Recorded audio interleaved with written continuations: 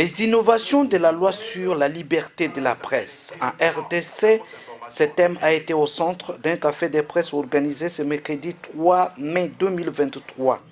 À cette occasion, les réseaux des radios associatives et télévisions de proximité du Kasaï oriental à RTPOCA et Internews ont choisi 3 panélistes qui ont exposé sur 3 sous-thèmes.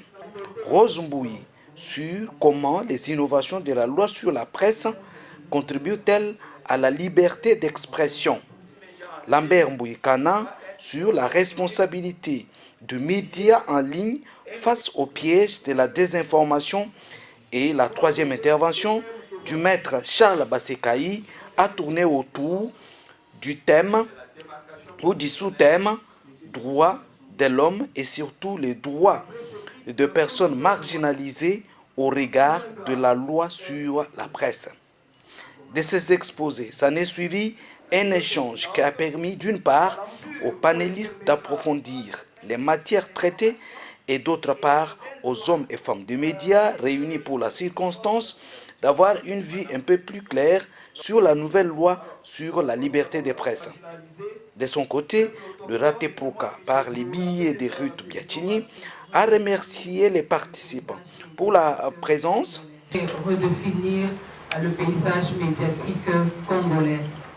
Et pour en parler, comme venait de le dire le modérateur, nous vous convions de participer activement à ce café de presse qui porte sur les innovations de la loi sur la presse en République démocratique du Congo. Ce café de presse contribue à la vulgarisation des nouvelles dispositions légales qui régissent le métier de journalisme en République démocratique du Congo en vue d'un journalisme professionnel ici au Kasaï oriental.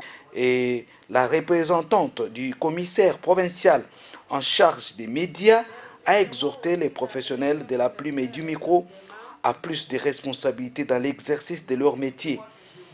C'est par une photo de famille que tout s'est clôturé en cette journée mondiale des libertés de la presse.